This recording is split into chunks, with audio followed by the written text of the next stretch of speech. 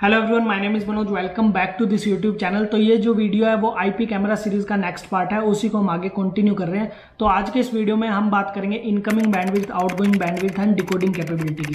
तो ये जो तीनों फैक्टर है वो बहुत ही ज्यादा इंपॉर्टेंट है और इसी की हेल्प से आप एनवीआर को सिलेक्ट कर सकते हैं। आप एनवीआर को ऐसे ही रैंडमली सिलेक्ट नहीं कर सकते, इन चीजों का ध्यान रखना आपके लिए बहुत ही ज्यादा जरूरी है। तो क्यों जरूरी है और कैसे ये सब काम करते हैं और क्या ये चीजें होती है, इसी के बारे में आज के इस वीडियो में बात करेंगे। तो चलिए वीडियो को हम स्टार्ट करते हैं। अब देखिए, काफी लोगों को incoming bandwidth, outgoing bandwidth and decoding capability का पहले से पता होगा, बट जो लोग इस फील्ड में नए आए हैं, जो अभी अभी आईपी कैमरा लगाना स्टार्ट कर रहे हैं, उनके लिए ये कंसेप्ट समझना काफी ज्यादा इंपॉर्टेंट है, क्योंकि इसी की हेल्प से वो एनवीआर को सिलेक्ट कर सकते हैं। अब देखिए, इससे पहले आप डीवीआर, एनालॉग कैमरे लगा रहे होंगे, तो डीवीआर को आप कैसे सिलेक्ट कर सकते हैं, उसको सिलेक्ट करने के 4 पॉइंट है। सबसे पहला, नंबर ऑफ चैनल्स। सेकंड, कितने कैपेसिटी के वो हार्ड डिस्क सपोर्ट करता है। उसके बाद जो थर्ड आता है डीवीआर की रेजोल्यूशन, एंड देन फोर्थ आता है कितने मेगापिक्सल के वो कैमरे सपोर्ट कर सकता है। तो ये 4 पॉइंट डीवीआर को सिलेक्ट करने के लिए काफी ज्यादा जरूरी है। तो ऐसे ही हम एनवीआर को सिलेक्ट करने के लिए भी 4 मेजर पॉइंट पर डिपेंड रहते हैं। फर्स्ट है नंबर ऑफ चैनल्स, सेकंड है कितनी कैपेसिटी की वो हार्ड डिस्क सपोर्ट कर सकता है, थर्ड है उसकी incoming bandwidth and outgoing bandwidth, उसके बाद फोर्थ है उसकी डिकोडिंग कैपेबिलिटी। उसके बाद एक फिफ्थ पॉइंट आता है जिसमें स्पेशल फीचर्स के बारे में हम मेंशन करते हैं, जैसे कि फेस डिटेक्शन, इंट्रूडर डिटेक्शन, या फिर एएनपीआर कैमरा सपोर्ट करता है। तो ये सब फिफ्थ फीचर में आता है, लेकिन 4 आपके मेजर पॉइंट है जिसकी हेल्प से आप एनवीआर को सिलेक्ट कर सकते हैं। तो चलिए सबसे पहले हम कंसेप्ट क्लियर करते हैं कि इनकमिंग बैंडविड्थ क्या होती है, आउटगोइंग बैंडविड्थ क्या होती है एंड डिकोडिंग कैपेबिलिटी क्या होती है। सबसे पहले हम समझते हैं इनकमिंग बैंडविड्थ को। देखिए, जो डाटा या ट्रैफिक आपका आईपी कैमरे से एनवीआर की तरफ आता है वो सब आपका इनकमिंग बैंडविड्थ में आता है। अब इनकमिंग बैंडविड्थ डिपेंड करती है 2 फैक्टर्स पर। सबसे पहले कैमरे का जो रेजोल्यूशन है वो कितना है, उसके बाद कैमरे का जो कंप्रेशन रेशियो है वो कितना है। अब सपोज कीजिए कैमरे का रेजोल्यूशन है 2 मेगापिक्सल और जो कंप्रेशन रेशियो है वो है H.265+। तो आपकी जो इनकमिंग बैंडविड्थ होगी वो होगी 2 Mbps से लेकर 2.5 Mbps तक। वहीं अगर जो आपका कैमरा है वो 2 मेगापिक्सल का है, बट जो कंप्रेशन रेशियो है कैमरे का वो है H.264, तो आपकी जो बैंडविड्थ होगी, जो इनकमिंग बैंडविड्थ होगी, वो होगी 4 Mbps से लेकर 5 Mbps तक। तो ये चीजें डिपेंड करती है। तो जब भी आप कैमरा चूज करो, सबसे पहले उसकी रेजोल्यूशन देखो और उसके बाद उसका कंप्रेशन रेशियो जरूर देखो। जो नॉर्मल आजकल जितने भी कैमराज आ रहे हैं वो H.265+ के कंप्रेशन रेशियो पर ही आ रहे हैं, तो उसमें टेंशन लेने की जरूरत नहीं है। जब भी आप एनवीआर को सिलेक्ट करो, आपने इस चीज का जरूर ध्यान में रखना है कि कितने मेगापिक्सल का कैमरा आपने उस एनवीआर पर चलाना है और उसका कंप्रेशन रेशियो क्या होगा। तो अभी हम बात करते हैं आउटगोइंग बैंडविड्थ की। अब आउटगोइंग बैंडविड्थ क्या होती है, जितना भी डाटा या ट्रैफिक आपका एनवीआर से बाहर की तरफ जाता है रिमोट व्यू के लिए, वो सब आपका आउटगोइंग बैंडविड्थ में आता है। तो उसमें आप पीसी पर भी जो आप वेब ब्राउजर के थ्रू एक्सेस करते हो कैमरास को, वो डाटा आता है, प्लस जो आप हिकनेक्ट ऐप पर एक्सेस करते हो वो डाटा आता है। तो अब आपने देखा होगा जो इनकमिंग बैंडविड्थ है, काफी सारे एनवीआर में ऐसा होता है इनकमिंग बैंडविड्थ कम होती है जबकि आउटगोइंग बैंडविड्थ ज्यादा होती है।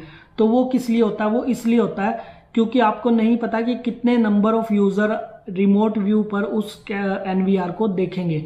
तो ऐसा होता है कि आपके फैमिली में 3 या 4 मेंबर है, वो सब सेम टाइम पर एक्सेस कर सकते हैं, या फिर आपने और भी काफी लोगों के साथ शेयर किया हुआ है, वो सेम टाइम पर एक्सेस कर सकते हैं।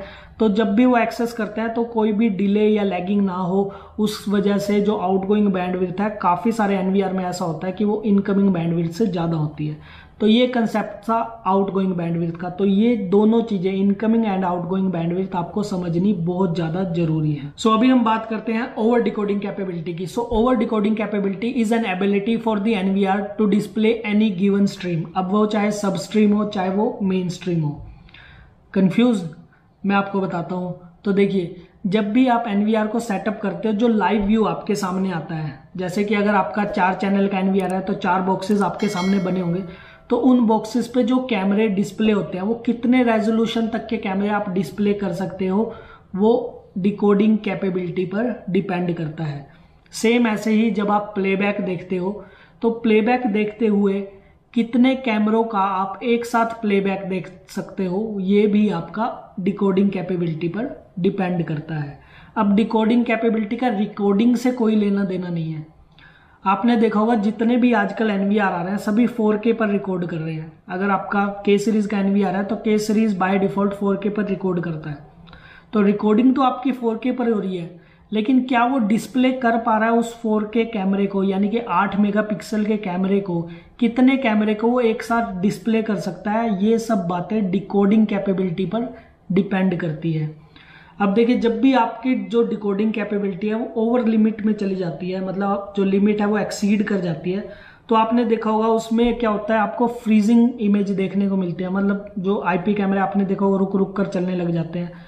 दूसरा अनरिस्पॉन्सिव यूआई होता है, यानी कि जो आपका यूजर इंटरफेस है, जब भी आप मेन्यू खोल रहे हो तो पेज कितनी देर में लोड हो रहा है, ये भी आपकी डिकोडिंग कैपेबिलिटी पर डिपेंड करता है। काफी टाइम ऐसा होता है आप प्लेबैक में जाते हो, आप बटन दबाते हो प्लेबैक करने के लिए, राइट क्लिक करते हो, लेकिन प्लेबैक का पेज ओपन होने में ही कुछ सेकंड लग जाते हैं, मतलब कुछ लैगिंग होने लग जाती है। तो ये भी आपका डिकोडिंग कैपेबिलिटी के ऊपर डिपेंड करता है। तो मैं आपको एग्जांपल के थ्रू समझाता हूँ कि डिकोडिंग कैपेबिलिटी क्या होती है और इनकमिंग एंड आउटगोइंग बैंडविड्थ क्या होती है। तो चलिए आपको लेकर चलता हूँ अपनी कंप्यूटर स्क्रीन पर। सो गाइस, अभी हम आ चुके हैं अपने कंप्यूटर स्क्रीन पर। तो यहाँ पर देखिए, यहाँ पर मेरे पास है के सीरीज का NVR 16 चैनल का है। तो यहाँ पर मैं आपको इसकी स्पेसिफिकेशन दिखाता हूँ। सबसे पहले आप देखिए, इनकमिंग बैंडविड्थ इसकी 160 Mbps है, आउटगोइंग बैंडविड्थ भी 160 Mbps है। अब देखिए, इनकमिंग बैंडविड्थ 160 Mbps है, तो आप इसमें 8 मेगापिक्सल के कैमरे इजीली लगा सकते हो, सभी के सभी, मतलब बैंडविड्थ के अकॉर्डिंग तो आप लगा सकते हो, क्योंकि अगर 8 मेगापिक्सल का कैमरा है तो वो अराउंड 10 Mbps आपकी बैंडविड्थ लेगा। तो 16 चैनल का NVR है, तो 16 कैमरे अगर आप लगाते हो 10 Mbps के, तो 160 Mbps बनती है। बट रेकमेंड नहीं करते आपको लगाना, क्योंकि जितनी इसकी इनकमिंग बैंडविड्थ है वो सारी अगर आप यूज कर लोगे तो फिर आपको प्रॉब्लम आएगी, जो अनरिस्पॉन्सिव यूआई आएगा, यूजर इंटरफेस आएगा, जो डिले आएगी कैमरों में, रुक रुक के चलेंगे, तो वो सब इसी वजह से होगा। बट आप 8 मेगापिक्सल के कैमरे इसमें यूज कर सकते हो अगर आप चाहो तो, लेकिन थोड़े से प्रॉब्लम आपको झेलने पड़ेंगे। तो यहाँ पर तो आपका इनकमिंग एंड आउटगोइंग बैंडविड्थ मैंने आपको बता दिया। अभी हम डिकोडिंग कैपेबिलिटी पर चलते हैं। तो यहाँ पर हम डिकोडिंग कैपेबिलिटी पर आ गए। तो यहाँ पर देखिए, रिकॉर्डिंग रेजोल्यूशन आपको दिख रही है 12 मेगापिक्सल, 8 मेगापिक्सल, 6 मेगापिक्सल, 5 मेगापिक्सल। तो अगर आप 12 मेगापिक्सल तक के भी कैमरे इस NVR में लगाते हो तो रिकॉर्डिंग आपकी 12 मेगापिक्सल पे ही होगी, इसमें कोई डाउट नहीं है। लेकिन यहाँ पर देखिए, यहाँ पर आते हैं डिकोडिंग कैपेबिलिटी। अब डिकोडिंग कैपेबिलिटी में यहाँ पर देखिए, जो फर्स्ट चैनल है उस पर लिखा हुआ है 12 मेगापिक्सल 30 फ्रेम पर सेकेंड, यानी कि जो फर्स्ट चैनल है उस पर आप एक कैमरा 12 मेगापिक्सल तक का लगा सकते हो, सिर्फ एक कैमरा। ऐसा नहीं है आप सारे कैमरे 12 मेगापिक्सल तक के यूज कर सकते हो, सिर्फ एक कैमरा आप 12 मेगापिक्सल तक का यूज कर सकते हो। उसके बाद 2 कैमरे आप 8 मेगापिक्सल तक के यूज कर सकते हो, यानी कि पहले चैनल पर और दूसरे चैनल पर 2 कैमरे आप या तो 8 मेगापिक्सल के यूज कर लो, या फिर एक सिंगल कैमरा फर्स्ट चैनल पर 16 मेगापिक्सल का यूज कर लो। उसके बाद 4 चैनल तक आप 4 मेगापिक्सल यूज कर सकते हो।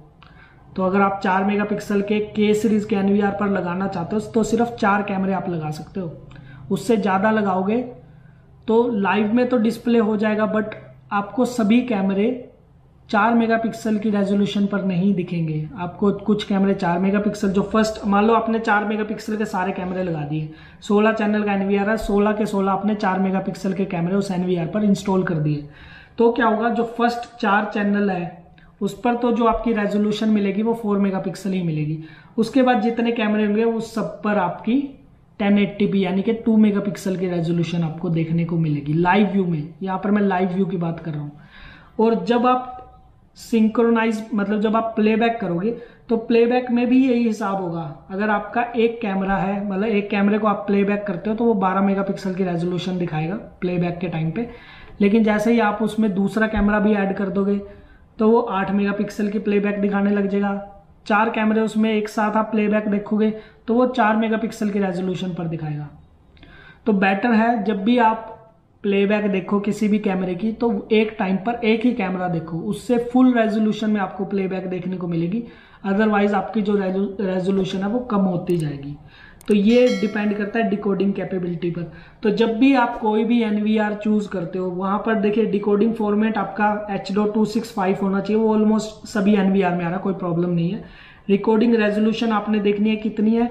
सिंक्रोनाइज प्लेबैक 16 चैनल का आप एक साथ प्लेबैक देख सकते हो, लेकिन सभी का आप 12 मेगापिक्सल या 8 मेगापिक्सल या 4 मेगापिक्सल पर नहीं देख सकते।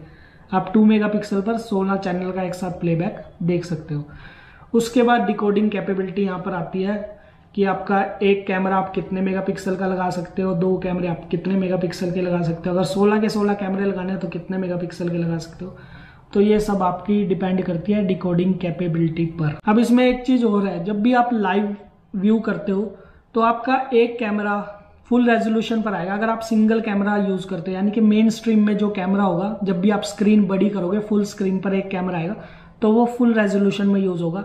लेकिन जब भी आपकी स्क्रीन डिवाइड होगी, यानी कि जब सब स्ट्रीम में कैमरास जाएंगे, तो अगर आपके 4 कैमरा है तो आपके 4 मेगापिक्सल, मतलब एक साथ 4 कैमरे देख रहे हो तो 4 मेगापिक्सल के रेजोल्यूशन पर रहेंगे। अगर आपका 4 मेगापिक्सल या उससे ऊपर का भी कैमरा है तो वो भी 4 मेगापिक्सल की रेजोल्यूशन पर ही रहेगा, इससे ज़्यादा रेजोल्यूशन पर नहीं जाएगा। सेम ऐसे ही अगर आपका 8 मेगापिक्सल के, सपोज कीजिए आपने 4 कैमरे इसमें यूज़ किए, तो वो 8 मेगापिक्सल के तो कैमरे है, रिकॉर्डिंग उनकी 8 मेगापिक्सल पर ही हो रही है। लेकिन जब वो लाइव डिस्प्ले होंगे तो सिर्फ 2 ही कैमरे 8 मेगापिक्सल की रेजोल्यूशन पर डिस्प्ले होंगे, बाकी जो 2 कैमरे वो 4 मेगापिक्सल के ऑटो स्विच हो जाएंगे। मतलब जो NVR है वो ऑटो स्विच करता है लाइव व्यू में, तो वो ऑटो स्विच हो जाएगा 4 मेगापिक्सल पर, और जो फर्स्ट 2 कैमरे रहेंगे वो 8 मेगापिक्सल पर रहेंगे। लेकिन जैसे ही आप उसको किसी भी कैमरे को बड़ा करोगे, चाहे आप 4th कैमरे को करो, चाहे 3rd को करो, चाहे 2nd को करो, तो जैसे ही वो पूरी मेन स्ट्रीम में आएगा, यानी कि पूरी बड़ी पिक्चर उस कैमरे की आएगी, सिंगल कैमरे की, तो वो आपकी फुल रेजोल्यूशन में आ जाएगा, 8 मेगापिक्सल की रेजोल्यूशन में आ जाएगा। तो ये चीजें आपको ध्यान में देनी बहुत ही ज्यादा जरूरी है। सो गाइस, आशा करता हूं आपको वीडियो अच्छे से समझ में आया होगा, क्या इनकमिंग बैंडविड्थ होती है, क्या आउटगोइंग बैंडविड्थ होती है, और डिकोडिंग कैपेबिलिटी क्या होती है, और उसे किस तरह से हैंडल किया जाता है। तो अगर आपको वीडियो अच्छा लगा तो प्लीज वीडियो को लाइक कीजिए, शेयर कीजिए अपने दोस्तों के साथ, चैनल पे नए हैं तो सब्सक्राइब कीजिए। मिलते हैं आपसे नेक्स्ट वीडियो में, तब तक के लिए गुड बाय।